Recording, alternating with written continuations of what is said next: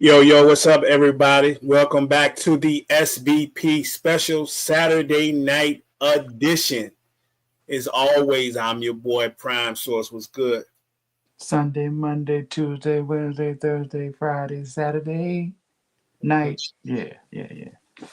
So what we doing? What we doing? What's happening? Prime's going on, man. Ain't nothing, man. Not too much of anything. Crazy day, busy day. Yep. Um, just winding down. Plenty of college football on. Got Tennessee and Georgia on, Mhm. Wisconsin and Oregon going at it, a few other joints, man. So I'm just winding down, bro. Just winding down and just taking it all in. I hear that. Yeah, got to see those Colorado Buffaloes get busy Yes. today. Get another dub. Travis Yes. Hunter with the touchdown on the reverse jump, 55 yards receiving, a pick. Like he got busy today, so it's always good to see them do well, and the people have to eat their words. Nice, very nice, very nice. I forgot. I ain't gonna be able to tag everybody in the joint. I had forgot I had used the daggone one of their tag joint just as a reminder about the SBP meetup that's going down tomorrow. So I tagged everybody in that joint. Whatever, just a reminder because we didn't talk much about it since the initial joint I put out there. But you know, it is what it is. But that's one of the reasons anybody that's watching this or will watch it later on this evening that we are coming to you tonight because we both got things popping off tomorrow. But we also have the SBP meetup down at here in Richmond, VA at 7801 West Broad Street at the Buffalo Wild Wings. We'll be there around noonish. We'll try to get in there and mingle with everybody. So we hope everybody that can come through, stop through, even if it ain't but for a minute. I know some people said that they gonna be in the middle of work, going to Yeah, work, all that. You know what I'm after saying? Be work. getting off after work. So come through. We'll be there for the 1 o'clock. I know I'm gonna be there for the 1 o'clock. I don't know how long Source staying, but I'm gonna be there for the 1 o'clock or most of the 1 o'clock anyway. So, we'll see how things go. But yeah, I'm looking forward to it. Yes, sir. It's always a good time, regardless of if it's 4 people or 44 people. We'll have a good time. Roll of 44. I like it. I like it. Yeah, man. So we're gonna get in here and do a little magic. I know some of you will be looking for us tomorrow. Like what these cats at in the morning? Well, we ain't gonna be at in the morning. So you know what I'm saying? So So we're we gonna here get this tonight. thing in here tonight, man, and see what we can make happen, bro. But I figure, we just get in here, do what we do. Don't have a whole lot of topics, so we're really gonna pick some games, man. But I do want to get your input because your boys played here on Thursday night football. Um, it was the Philadelphia Eagles and the Washington Commanders. Yeah, your boys, your Oh squad, yeah, your yeah, squad. yeah. They came out there with the victory, man. Was it 20? Was it 26-18? I believe it was. Yep. And how'd you feel about that football game, bro? I mean, Prime, I'm celebrating with everybody else. We got the dub. I mean, it's good to get a dub. I can't really complain, but I feel like the people that are watching the games or not watching the games don't have a clue what's going on for real. Some people They be don't know. struggling. Some people be struggling. All it takes is 1 or 2 plays to go. And I know, I mean, it's a lot of games like this. All it takes is 1 or 2 plays to go the other way, and it ain't what it seems. I don't care if it's 8-2 or 2-8. It's good, and I don't know. I ain't gonna just, like I said, I ain't gonna just complain. But man, come on now, bro. Like you see what it is, Brian. We be on 3rd down and 6, can't get a first down. We can't hit no patterns on on no type of timing. Like we got to run around to wait for a play to develop. Saquon ain't really do nothing for real until late. Like he had a few yards, but he ain't really do nothing until late. One might say they wore the defense down. Somebody Right. else might say it just happened that he broke 2 Jones with late. That just what happened. So it made the numbers look crazy when it really wasn't crazy like that. Yeah, it was interesting watching this game unfold from that aspect because as far as Washington is concerned, we've spent weeks talking about the deficiencies they have on some of their defense. But I've seen a couple of games this year, and this one included, with teams that can explode on you at any time because no matter what you say about your Eagles, there's been points when they get going, when everything's clicking, the running game's clicking, Jalen's clicking, those receivers are healthy on the field, they could actually put up some points. And I thought that the Commanders actually, for a better part of this game, put up a valiant effort, man. Like they actually were playing some pretty good defense. It's just like they must have heard us talking. Like these people think we're a joke, Yeah. and they manned up and they played pretty good defense until maybe that little 20, 30-second span when Saquon actually got in their end zone a couple of times on it. But I mean, the game was 12-10. It was 12-10. Mm-hmm. Washington had the ball, fourth down, and they chose to go for it instead of try a field goal, which might have been, I don't know if it was 50, it would have been 50. I don't remember what yard line it was. Yeah, I don't either. But it was in the 50 range. If they kick that and take the lead, 13-12, everything looks different. Right. And on top of that, we're still pointing at David, oh my gosh, I almost said David Akers. We're still pointing at Jake Elliott and the missed extra point, the 2 missed field goals that all occurred before at that time that I was just speaking about. So, right. It ain't all it's cracked up to be. Also, like I said, I don't know if you saw. I'm sure you know this, but I've been doing these wrap-up videos on Mondays, talking about the NFL games on Sundays.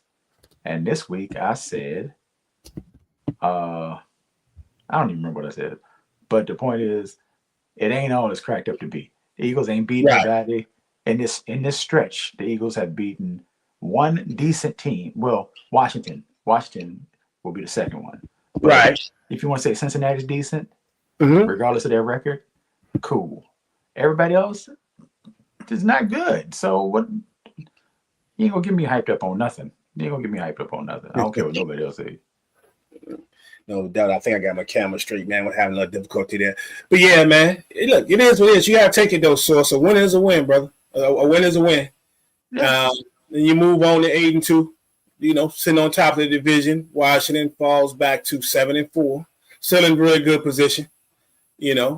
I'm sure a lot of Washington fans were thinking they was going to come out with a victory this night. And for a lot of their game, they probably thought they were going to come out with a victory, at least the first half. But didn't go down that way. But both teams still in great position.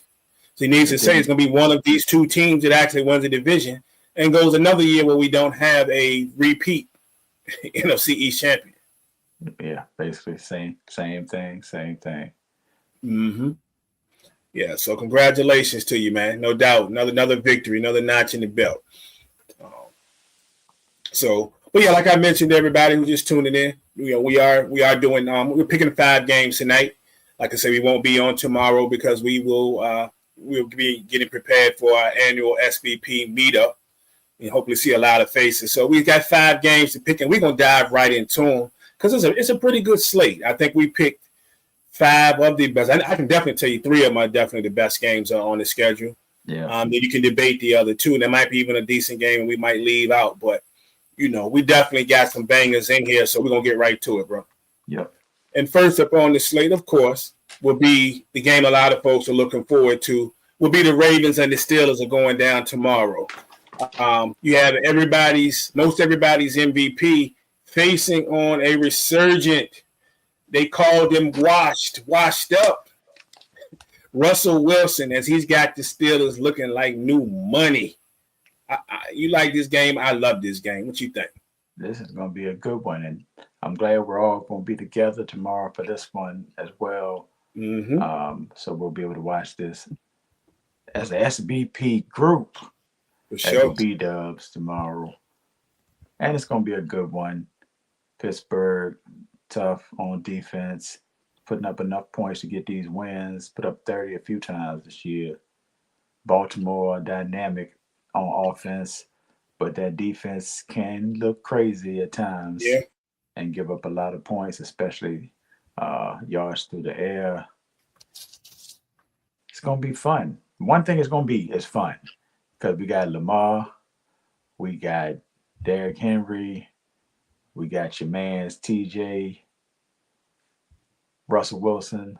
It's gonna be a star-studded affair, and looking for a lot of big plays and a lot of entertainment from this one. So yeah, you mentioned Lamar. It's going to be a big game for Lamar, not only because they want to stay there at 7-3, right there with the Steelers, who are sitting at 7-2 in that fight for first place. But Lamar, believe it or not, hasn't had much luck recently against the Pittsburgh Steelers. You're going to have to go back to 2021. The last time Lamar Jackson scored a rushing or passing touchdown against the Pittsburgh Steelers. Crazy. When as a starter, as a starter for them. So this is going to be interesting. And you mentioned, the guy King Henry, who's been just running over just about anybody he wanted to run over. We're going to see what the Steelers can do with King Henry, because of the Steelers, the 2 losses they have, those are the games, they've given up over 100 yards rushing. They've given up 3 games this year. They've given up 100 yards. Everything else, they pretty much shut it down. 2 of the games when they lost to the Colts and the Dallas Cowboys. So, they got their hands full in this particular game, shutting this man down. And then you also mentioned earlier in this game, man, we talked about the Ravens secondary. 32nd in the league against the pass, bro. Yes, the Ravens are 32nd. And we see what Russ been able to do here lately, right? Yep. He getting out there with his mans that was already there. Then we saw the newly acquired Mike Williams catch the one pass for the TD. I expect he's going to get worked in even more into this week's offense. So the opportunity is definitely going to be there, for them in this actual game, man. So, I definitely think Russ is going to find success in this game as a passer, whether it's, through the entire game or if it's through late game heroics, man. And I'm taking the Steelers. I don't know about you, man, but I'm going to take the Steelers in this game. In a nice one, maybe maybe 30-27. Ooh, 30-27. Okay. Mm-hmm. I got the Steelers as well. Okay. I got the Steelers as well. 28-24. And Mike Tomlin keeps on moving on these people, man. Keeps on moving. Quiet in the talk. Look, it's a great story. I can't believe I'm giving Pittsburgh all these props, but but I never disliked Mike Tomlin. So it's a great story for all the Mike Tomlin haters out there that want the man to get fired every year. It's a great story for Russ. We were talking about Russ winding down his career, and we could be talking about Russ at some point getting another contract. Yeah. So much so that there's already talk of teams starting to inquire about Justin Fields again. Most notably, as of the last couple of days, the team that's been floating around has been a team who just drafted a quarterback in the past couple of seasons, and that's the Carolina Panthers. So they starting to feel real comfortable with Russ down in Pittsburgh, man. That's all right. Can't be mad at it. Hold on to Justin while you can. Hold on to him while you can. Yeah, this is definitely going to be a good one, man. Definitely going to be a good one. Initially, before I started prepping for this, and I was thinking that game was going to be in Baltimore. I had to go back and look it up. So this one is in Pittsburgh. So going to be a good game. And it comes on at 1 o'clock, which is great because if you think about it from your aspect and mine, your guys, you played Thursday night, so you're not looking for a TV to find out where your boys at. My squad don't play until Monday night. You know what I'm saying? So not that I really care about watching that because I know what's going to happen. Right. But it is what it is. And then of course the big game that we're going to talk about a little bit later is going to come on till 4 o'clock. So we got some good stuff this week. We got a good Thursday night matchup. Mm-hmm. We got at least, regardless of what you think of other games, we got one great one at 1 o'clock, one great one at 4. Yeah. One a good one Sunday night as well. Sunday night football, yeah. Yeah, so it's definitely going to be a good one. I think we're going to talk about it. It's been all of those, man. But so we both took the Steelers on this one. Yep. Fair enough. Fair enough. What was your score? 28-24. 28-24. All right, all right. Next up, we have we're going to go to the Falcons and the Broncos. Everything's about to go down at Mile High. Have our guy Captain Kirk going against a guy that I really like in Bo Nix, and a lot of people. If you heard me talk about him over the past couple of weeks, if you even catch a few highlights there on the red zone, you might understand why. Kid is tough. The kid is tough. And, in the absence of decent weapons and, a different, a hard-nosed coach, a different system, it's way different than what he played in college. I think, all things considered, he's handling things pretty well. So I really like Bo Nix, man. But the Broncos are losers of 2 in a row. And the Falcons are sitting there atop the NFC South at 6-4. But definitely not my favorite game, but it's a game that I really like. So that's why I wanted to talk about it. What you think?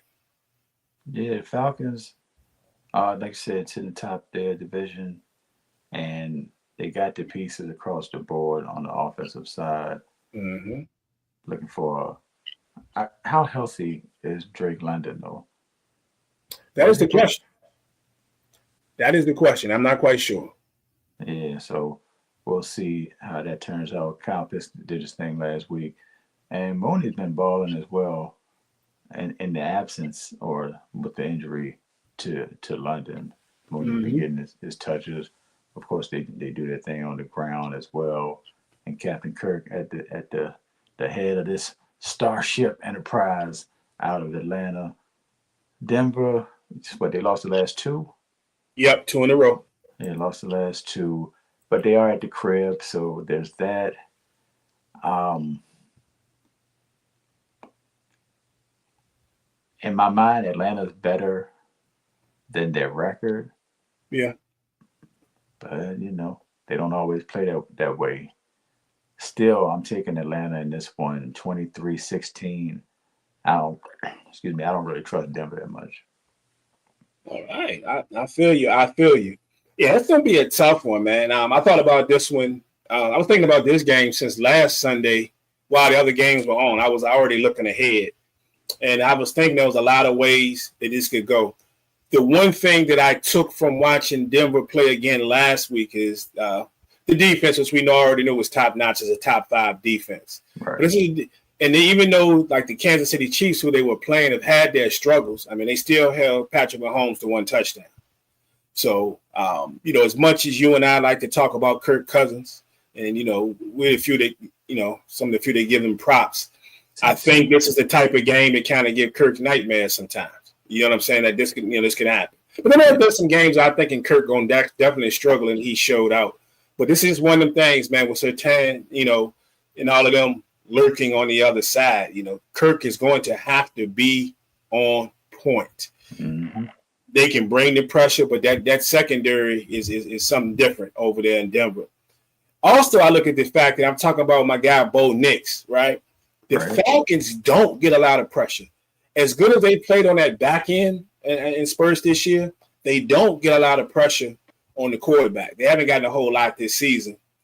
And I think Bo Nix can be able to do some things in this one, right? He ought to have time to pass the football. He definitely going to have time to take off and run because, we're talking about, I don't want to put him up there with Josh Allen or whatever, but if you haven't watched him play, there are some similarities there. He is not shy about taking off on you, and he will do it in a heartbeat. So I think he's not going to have to do it as much tomorrow, but I think he just do it because he want to do it tomorrow. Right. So, and I think between the pressure that's going to come to Kirk Cousins and not as much pressure coming to Bo Nix, I think that's the deciding factor. So I'm going to take the Denver Broncos 23-20. 23-20. All right. 23-20. Denver. Yeah. What we got up next? Next up, we got a division. We got a division battle going on over this bad boy, and we're talking about in this one the Packers are going to take on the Chicago Bears. Very interesting game. It's always interesting when these two get down. Any of those divisional games within that division are normally crazy. Now, this one, if you would look back at history, you would think about the fact is it really that crazy, Prime? Is it really that crazy? Knowing the fact that the Chicago Bears have not beaten the Green Bay Packers since Caleb Williams was a sophomore in high school, bro. I looked at I said, really? That's literally that is true. So yeah, it don't look real good for Chicago, man. But what you think? This is in Green Bay, right? This game is in Chicago. Oh, this game's in Chicago. Oh, interesting. Because Chicago is what? They won all the games they won been at the crib this year. They 4-1 at the crib. Although I think they've lost 3 in a row. I think they lost 3 in a row. Yeah, they had a losing streak there. Yeah, they were 4-2. They're sitting at 4-5 now. What up, Caesar? Huh? Now saying what's up to Caesar. Caesar's in the chat. What's up, Caesar? Yeah. What do you make of this whole talk about veterans and wanting to bench Caleb and all that? Do you think that's real? I don't know. You never know what to believe now. The things you're seeing in the media, what's real, what's fake. It's a type of I hate. But I don't know. And I don't know. I'm not 100% sure that benching Caleb is going to fix anything. Have you guys seen that offensive line? Do they even have an offensive line? Yeah, bro, I'm not making this up. If you watch the Chicago Bears play, this man is spending just as much time backpedaling and running side to side as he is trying to look down the field. So yeah, I get it. I get it for a young quarterback who's trying to find his way, especially with the receivers that they strapped him with. It's just he's not getting a lot of time to throw the football. And I know they know it too. They made changes. They made some changes here recently, the offensive coordinator and all that. Eberflus out here trying to save his job. Right. But I don't know how true it is about the veterans. But there's always going to be talk in locker rooms, man. Well, the Bears actually in the division have given up the least amount of points. Mm-hmm. So the defense isn't slacking heavy. Let's see, with 9 games, 167 points. Mm-hmm. So I mean, it's less than 20. It's like 18 points, between 18 19 points a game. Mm-hmm. Problem is the offense ain't scoring much more than that. So that's where the problem comes in. I think Chicago will be able to do some things offensively, at least to stay in the game, especially at the crib. That crib part makes a difference, especially in Chicago to me.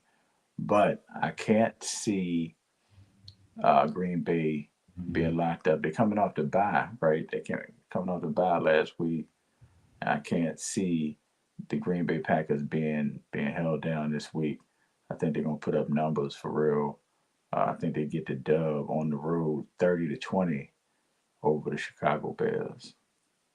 It does definitely have that feel of somebody putting up 30, but sometimes I end up being wrong when I swear somebody gonna put up 30 and they just don't get there.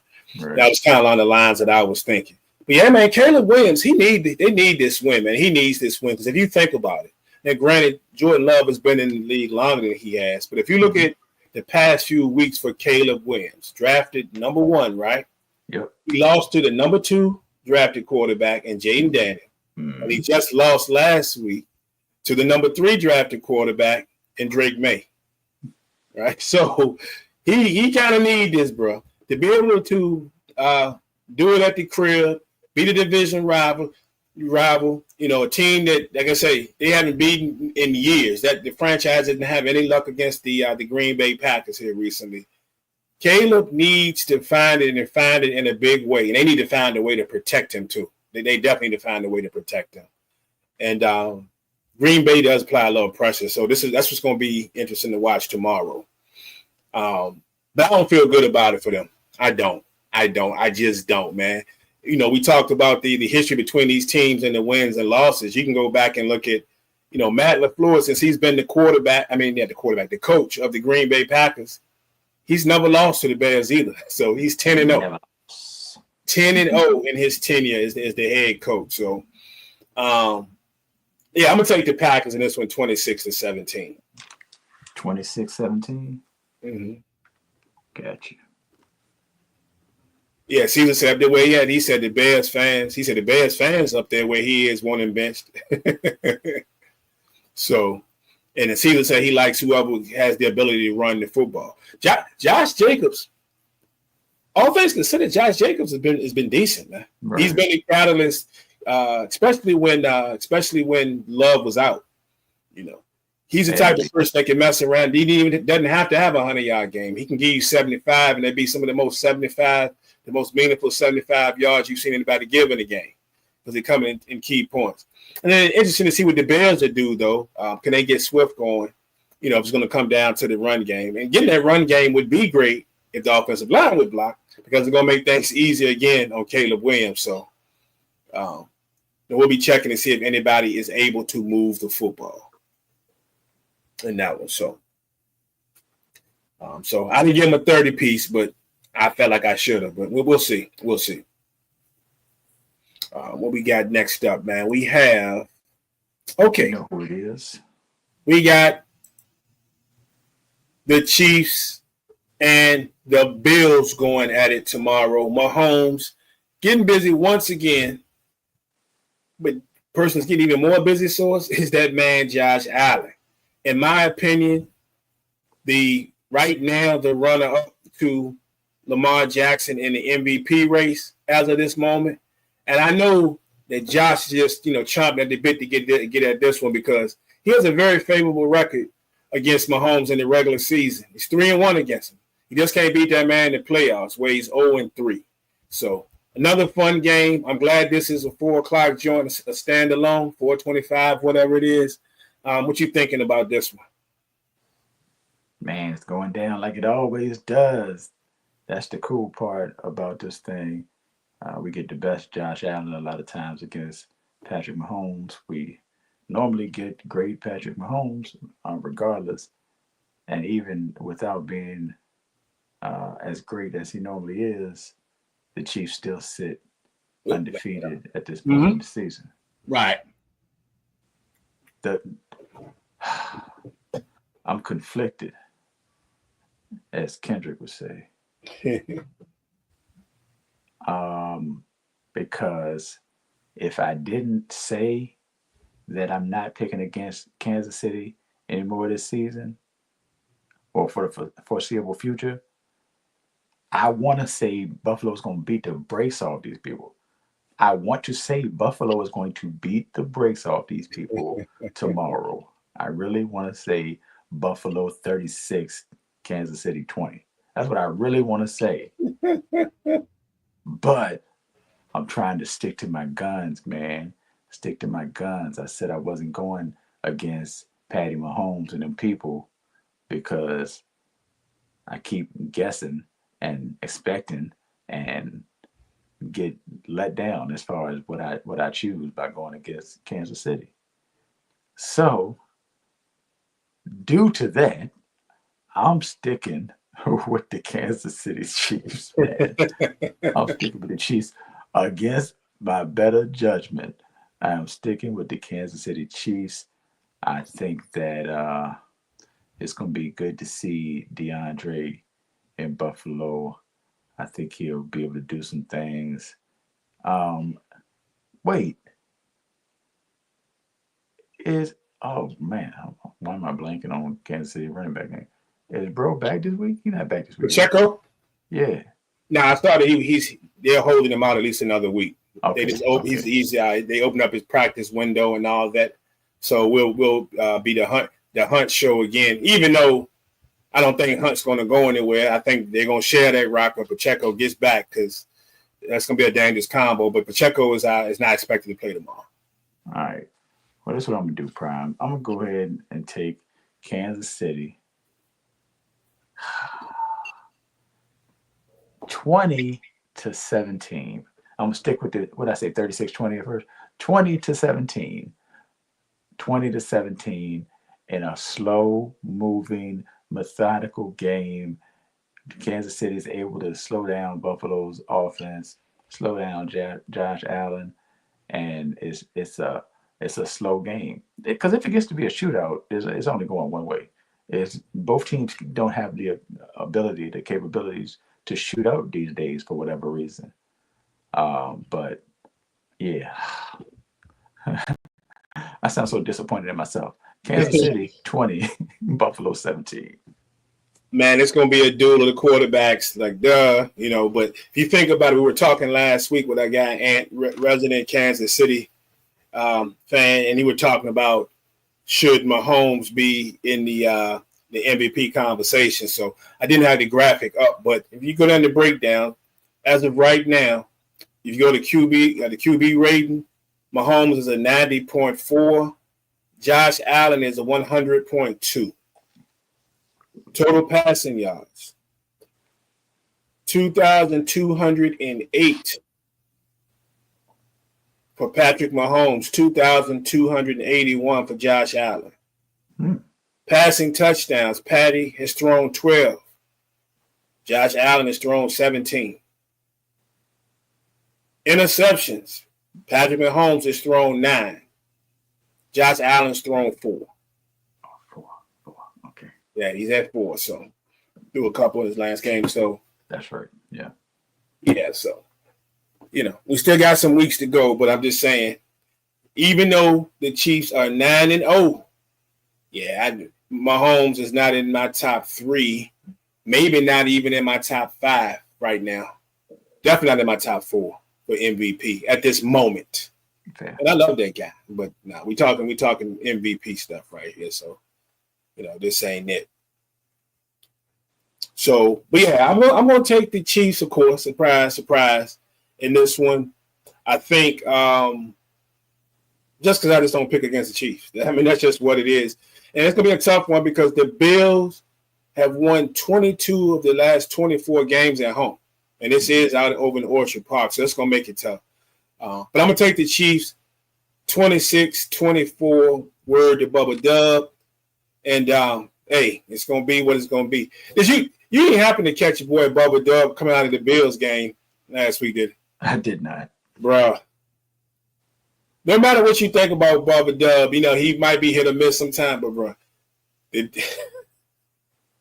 he's mad with Dallas, so he switched teams every week. But he went, I guess he was in Buffalo or whatever for a show. And Buffalo for a show. And he went to the football game and he had Buffalo Bills jersey and he's coming out after the victory. If anybody can ever find that video and watch it, bro, pure comedy. I guess he's walking from the stadium to his transportation, and he's interacting with the Bills fans. I guess some of them knew who he was, and then some of them probably didn't. But it was just hilarious, man. He was on point. So, shout out to Bubba Dub on that joint. But yeah, I'm taking the Chiefs 26-24.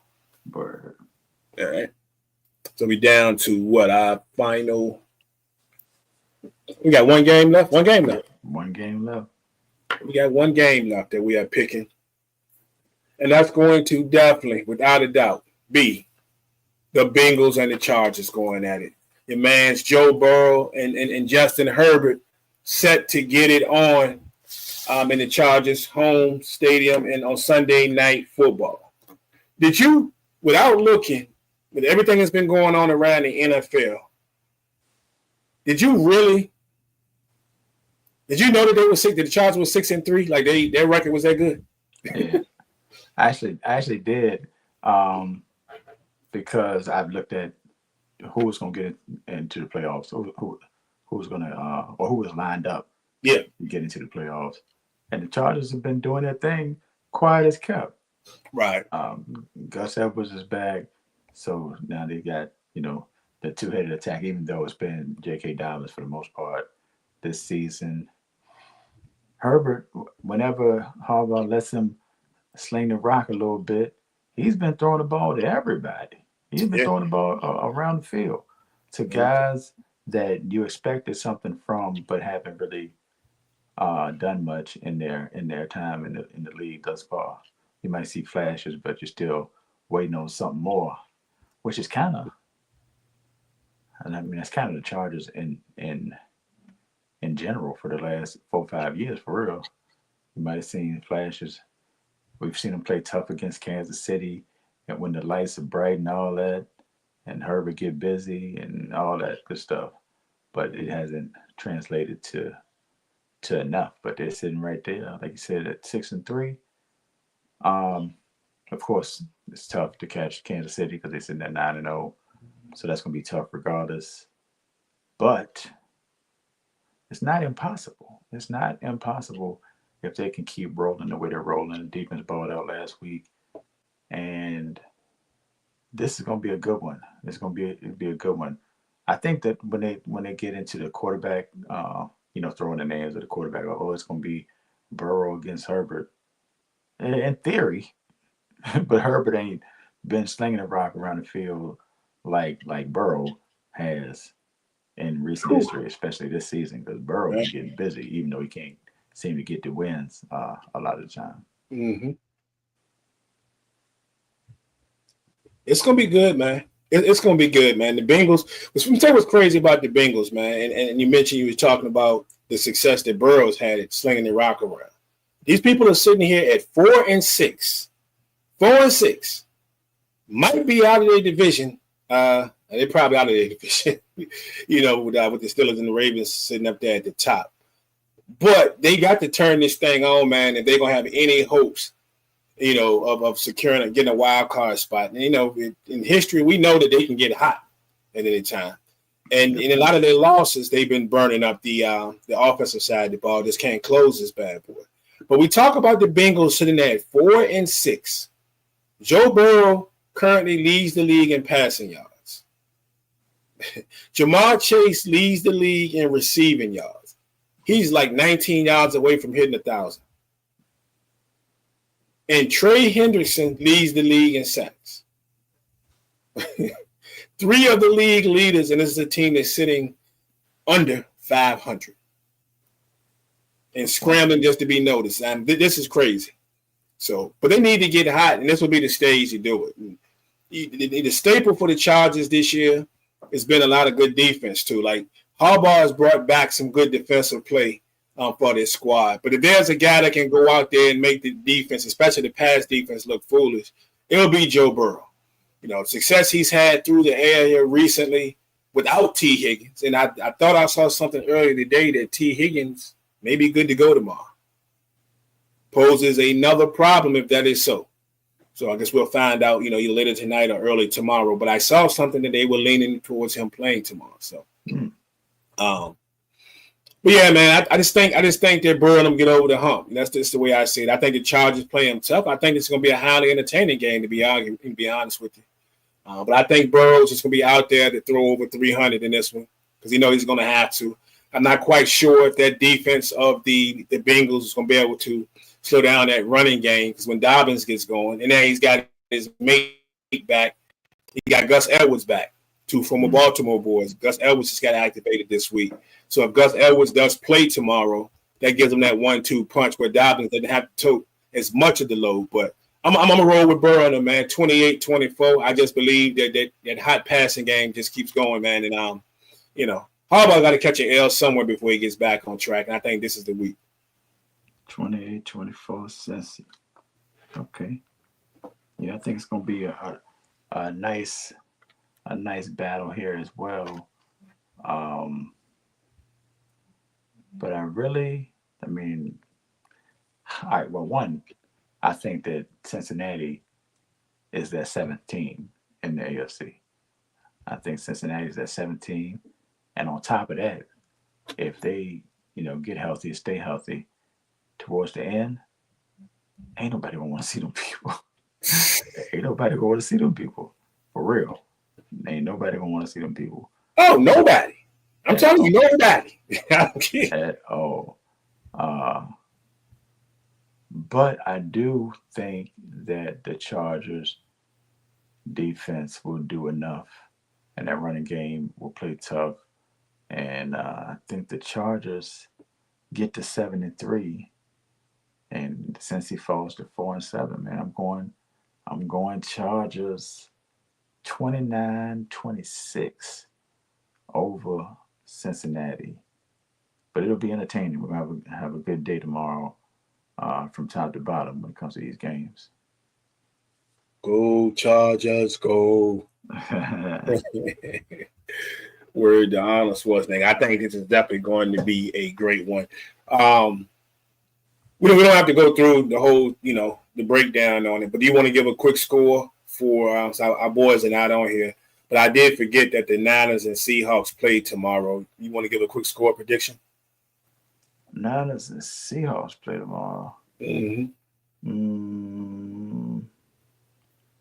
Wait, where are they playing at? In San Francisco. Yeah. 40-13. It's like that. Somebody look. Our man's JB won today, so somebody had to get a big blowout score, right? Yeah, just JB. Yeah, somebody got to do it. 40-13. San Francisco steps on the neck of the Seattle Seahawks, and does their thing. I can't let McCaffrey gets in the end zone twice. Well, I think it's only right that I do the same. Then I do the same. Give me the shoot. Let's go.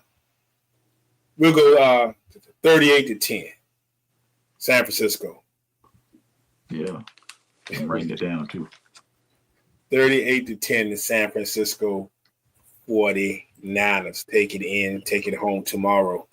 Yep. All right. So nothing else really popping off, man. Like I say, I am looking forward to first, I got to do it before we get out of here. Shout out to in the basketball world, shout out to my man Kyan Anthony, for his college choice, following his father's footsteps, and is headed over to play at Syracuse. So I don't know, Source, if you got to see any of the little clips. I put a few up there from 7 p.m. in Brooklyn. Thought it was cool that he did it on his platform first, on his father's platform. Then they had a little something after that with the family, and then you know what I'm saying, in a separate location or a separate spot. And I thought it was pretty dope to see to see Melo's reaction. Melo's heartfelt, heartwarming speech after Melo got real choked up at the family joint, and and talking about it, and shout out to him and Lala, man, co-parenting. Look like they doing it well. Looks like they getting along real good. The whole not even hug talk. So, and I'm raising that young man. So shout out to him, man. Yeah, man, that shit. People's Carmelo. Yeah. That's dope, though. People always say, especially when it comes to I want to say black platforms. I'm saying black platforms, that all they need is a little air and opportunity. Mm-hmm. Not that 7 p.m. in Brooklyn isn't a big deal already, but when it comes to those majors, you need those breaking stories, those breaking things, in order to gain the eye and some validity across the board for some people. So it's always good when you have something like that happen for your crew, and it's in the family. So that's that much greater. So salute to them. Now, his number one player in his class coming out of New York, number 34 in the country overall. All these kids that are signing letters. So shout out to young Anthony, man. Can't wait to see him get out there and ball. And last thing I got is I am looking forward to. Source, don't forget that we have the WNBA popping off, right? So, we're here. You have the draft lottery. Mm-hmm. So the draft lottery, a lot of speculation about who's going where. Once everything is really shakes out, because there's some things at play even after this is done. But shout out to the draft lottery, and of course, everybody involved in that. The Mystics, the Wings, the Sparks, all those squads out there. So shout out to all of them, man. So we're gonna see what go down. Yeah, it's gonna be fun.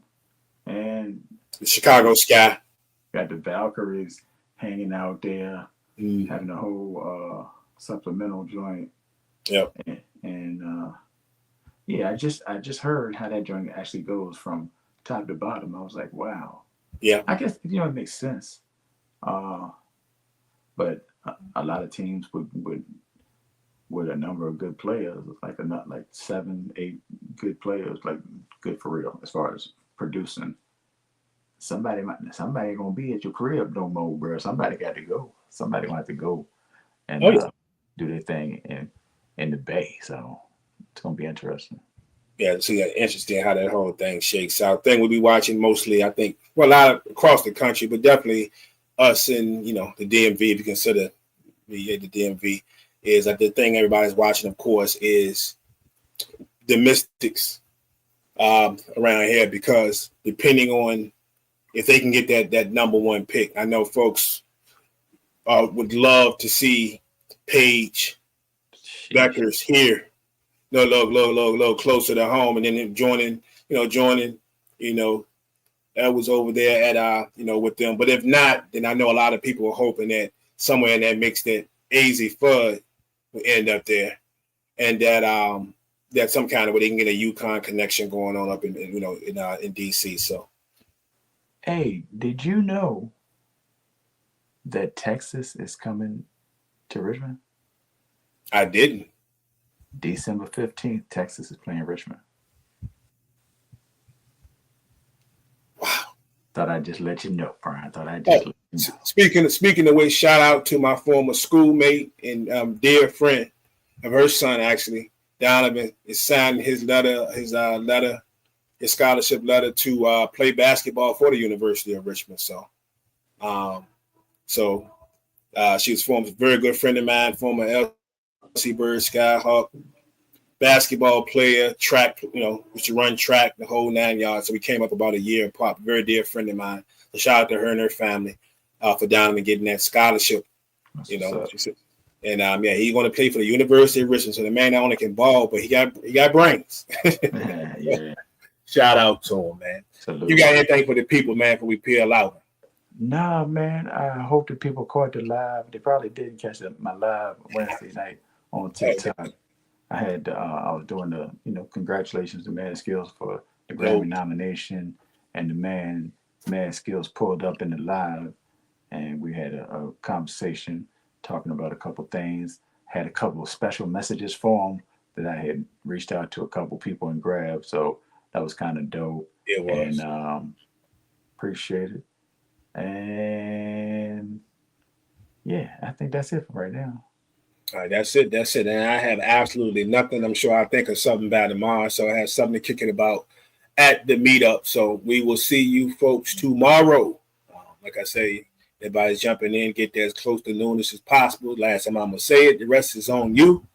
But we will be there for the 1 o'clock game. So if you're getting off work super late and you coming through at 4:30 and 5 o'clock, come on through. Somebody might be there, but you probably miss me. I'll be watching. I love y'all, but I'll be watching Josh Allen and Mahomes at the crib. So word, all that. So until then, these your boys. We catch you in the next one. We out. I think we out anyway. There we go. Well, I think I want to turn. Here we go. Let's go to this computer today.